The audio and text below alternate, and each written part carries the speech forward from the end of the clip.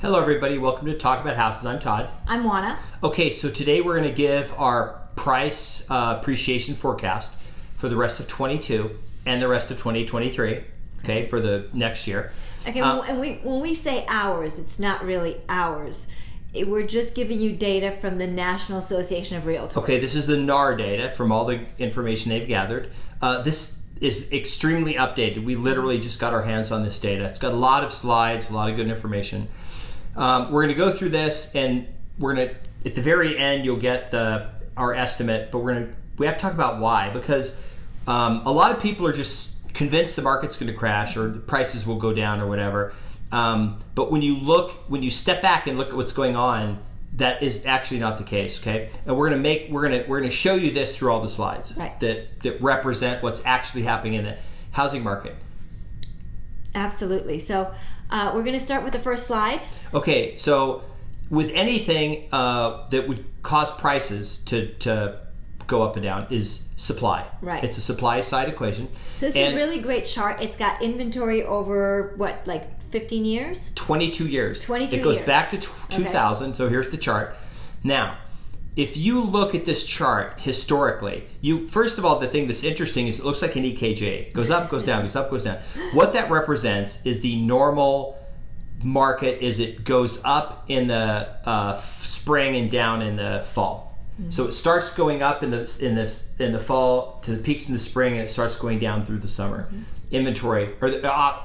Inventory goes up, right? And then it goes down in the spring because more people are buying houses, okay? So that's the first thing you notice is there's like 22 humps of where they're going up and down, okay?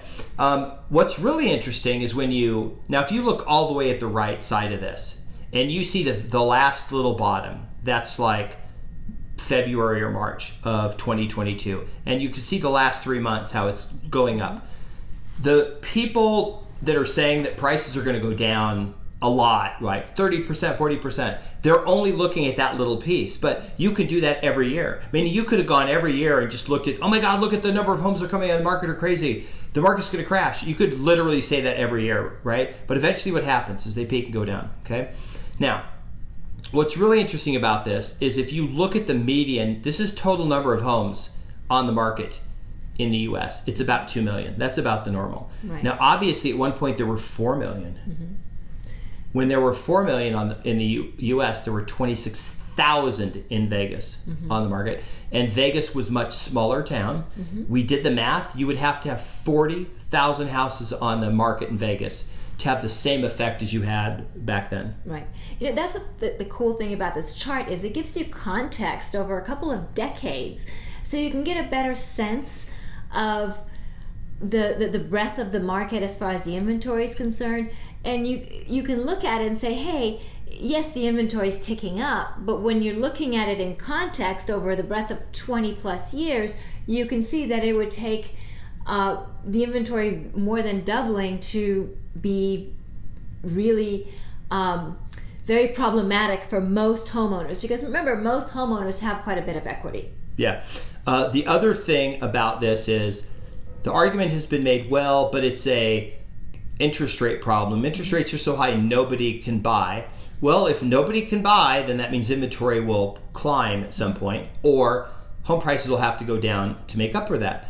But you look back to even 2014, 2015, 2016, you had well over 2 million houses on the market in the US, and we still don't even have 1.5 million on the market. And home prices didn't fall those years. Home prices went up those years. So the argument you could make is you need 2 million, houses is like a normal market in the U.S. Well, and the argument that the home buyers are gone is a fallacy, because they're not gone. If anything, the home buyers that could not participate in the market over the last 2 years because they weren't cash buyers, they weren't putting 30% down, 50% down, these buyers now have an opportunity in the marketplace, right? So offers that are VA, FHA, that before were just not even considered when you had 20 offers on a property, now all of a sudden these offers, these buyers have an opportunity to participate in the market. And people understand that the interest rate situation is likely temporary. And even if it's not temporary, at least they can lock in their housing costs, right? Because whatever your mortgage payment is at a fixed rate, then that's going to be your housing payment going forward, and now you have better control of your housing budget. Okay, now the next chart we're going to do is existing home sales. Now this chart also goes back to 2000. This is NAR data. You can see in a normal market there's about a little over 5 million houses sold throughout the year. Okay, now at the just before the bubble, there was a froth of homes sold because of new home building skyrocketed. So you had people speculating in new home building, which is really what sort of the thing that caused the whole thing to collapse. Back then you had 7 million homes being sold a year. That was before the crash. So people are saying, well, back then we had a lot of homes being sold, and now we have a lot of homes being sold. But if you look at 2021, we never got close to 7 million in 2021. That was actually the biggest year. In 2022, they're projecting about 5.2 million. So we don't have enough homes sold that's speculative, because the home builders are not building like crazy. What's interesting is the prediction is that 2022, 2023 will have about 5.2 million homes sold. Of course, we're halfway through 2022. It's easy to gauge the numbers. But when you look back, this is literally 2015, 16, 17, 18, 19, the same number of homes. So it would take a substantially lower number of homes to be sold to cause prices to fall enough for people to have to chase the market down. Right.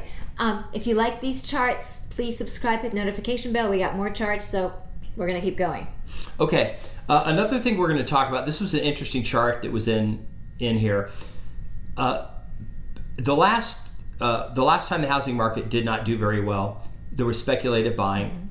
There were high interest rates, but the spread between what you could buy a house for and rent it for were substantially different than today, like $1,000 a month on average in the U.S. And today it's more like 58% of all places you can buy a house is still it's cheaper to buy than rent. Right. And that's data that we had from a few months ago. And in some of those markets it's flipped. Certainly in San Francisco, San Diego, places like that, you're better off renting because renting is cheaper. But we have this huge spread of housing wealth, meaning what's owed versus what is that is equity. Right. And this chart, it really drives that point home, and you can see how big that spread is. The top one is what the properties are worth, and the bottom one, of course, is what their debt is. And you can see that this is a historic spread. I mean, I can't see any other place on that chart where the spread is that wide, which again goes to our point that there's a lot of cushion on there. I had somebody comment on one of the videos and say and tell me that I had to learn how to do short sales, and my answer was that I was doing short sales back when they weren't sexy. So I do know how to do short sales. Yeah. But looking at this chart, you can see that the likelihood of a property selling for less than the debt on it is, very minuscule. I mean, does it happen? Of course it does, because there are unique situations, but you can see in this chart that the likelihood is almost non-existent. Okay. The other thing that's interesting about this chart is part of the reason there's such a big spread is because a lot of the homes, this represents all mortgages, not just the ones purchased that year.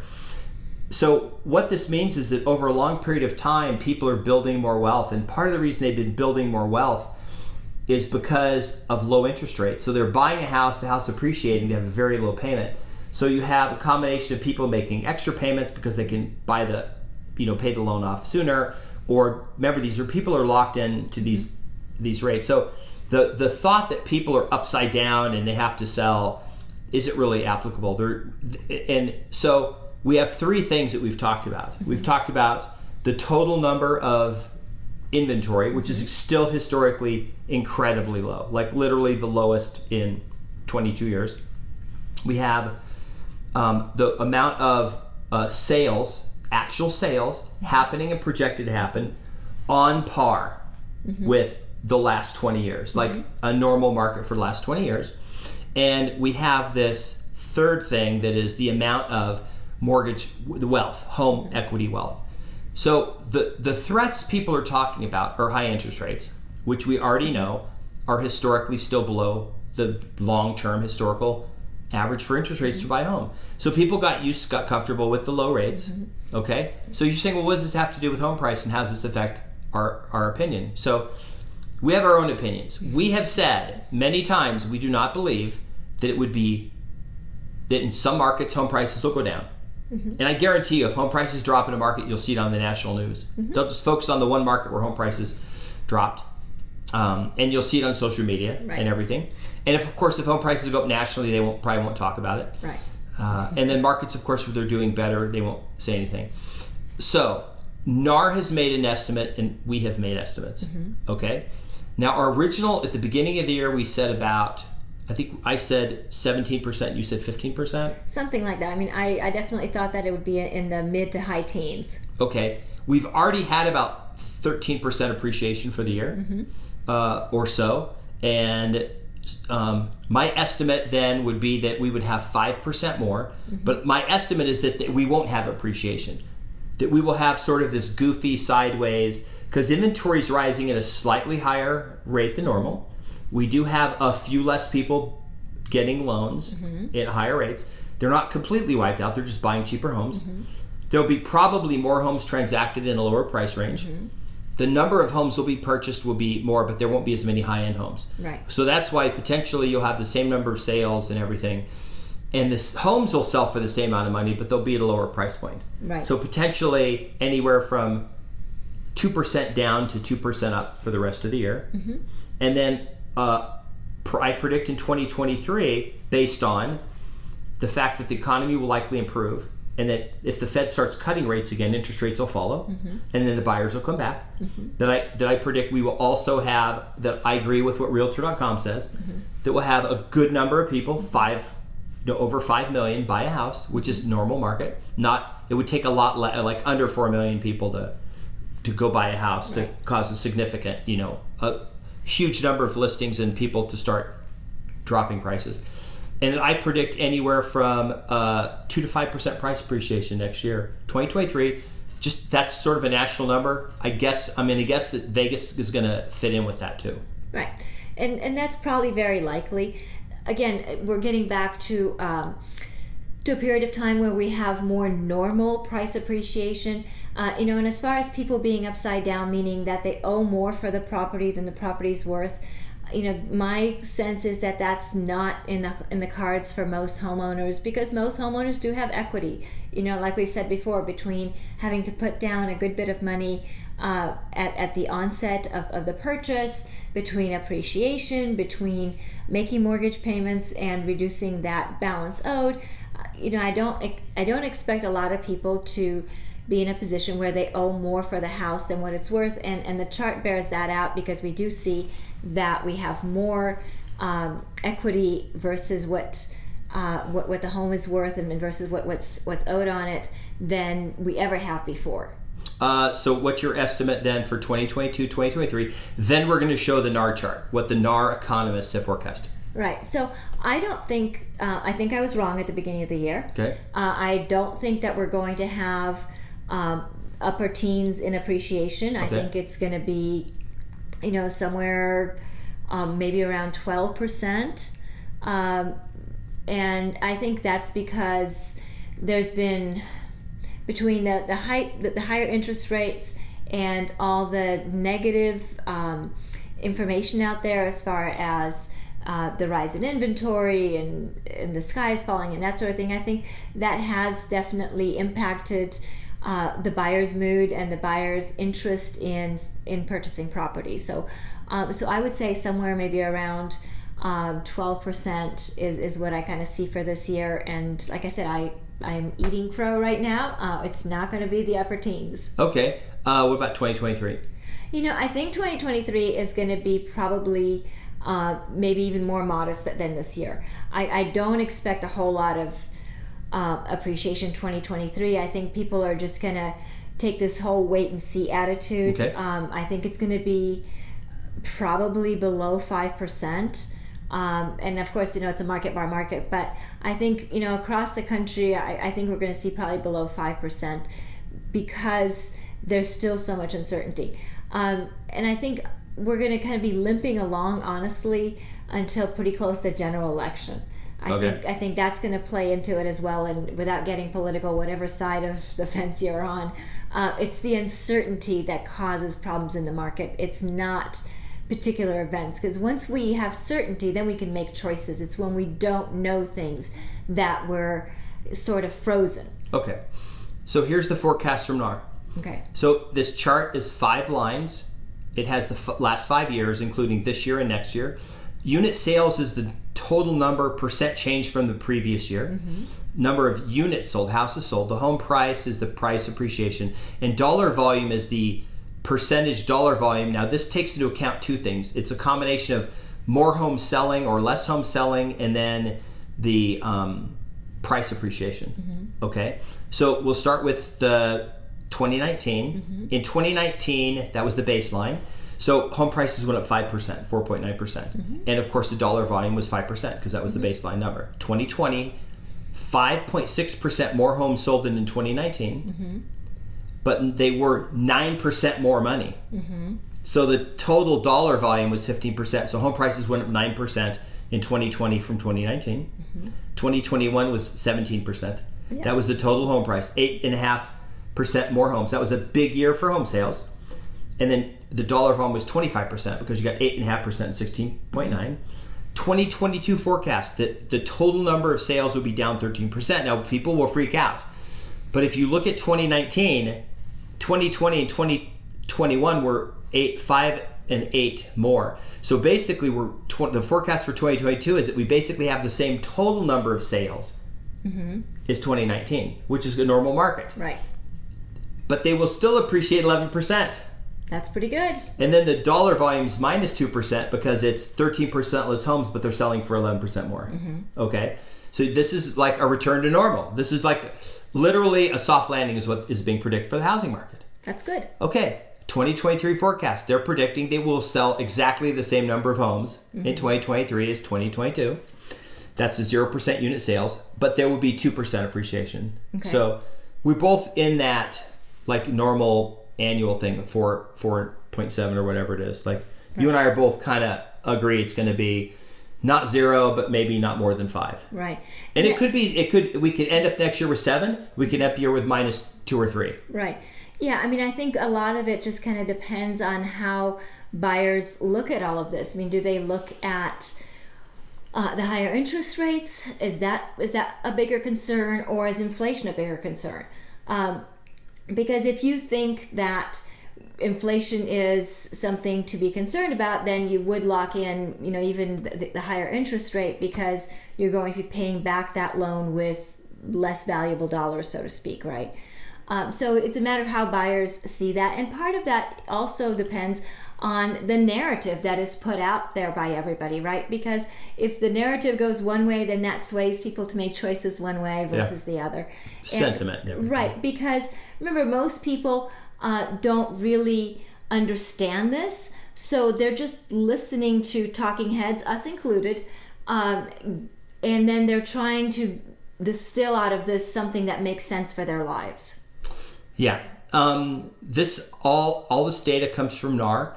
We did not make it up, and we literally just went through and grabbed the slides, the most pertinent information. There are a bunch of slides in the NAR report. You can basically go online and Google National Association of Realtors. They have all this data on their website.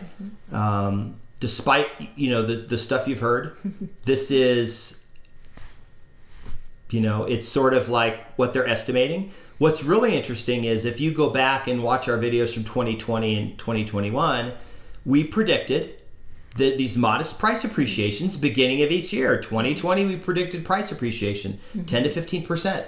22, we predicted 12 to 17%. We were pretty darn close. It was 9% 2020, and it was 17% 2021. And this year our prediction was 15-ish, and it's ended up to be about 11. So we're pretty much online with what NAR is projecting, and I feel good about that.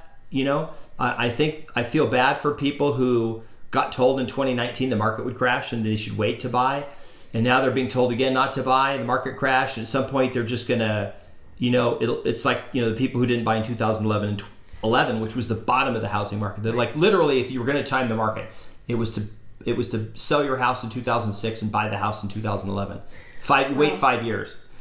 And we don't see that happening here. So these numbers are just to give you an idea of, if you're freaking out thinking you need to sell your house now because you want to sell it in 2 years from now, but you don't want to sell it till after the crash, we don't see anything that we believe that will happen. So if you are going to hold your house for 2 years, hold your house for 2 years. And actually, it's not self-serving to say that, because we don't make money unless you sell your house. That's literally what we do for a living. When people sell their house, they come to us, we list it and sell it. So we're telling you that we think that, if you need to keep a house for 2 years before you sell it because you have 2 more years of rent you want to collect or whatever is happening, you're going to use that money in 2 years to buy a residence somewhere, then just keep the house for 2 years. We don't see any drastic thing that's about to happen. Right. Real estate is a long game. I say this all the time. We all have to live somewhere. So if you sell your house today and you think you're going to buy it back in 2 or 3 years, in the meantime, you're going to have to pay rent if you don't own something else.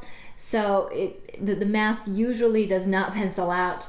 We all have to live somewhere, and real estate is for the long term. Make choices that make sense for your life and be less concerned with trying to time the market. Yeah. We'll do another video at the beginning of the year where we talk about 2023, and then halfway through 2023, we'll talk about 2024.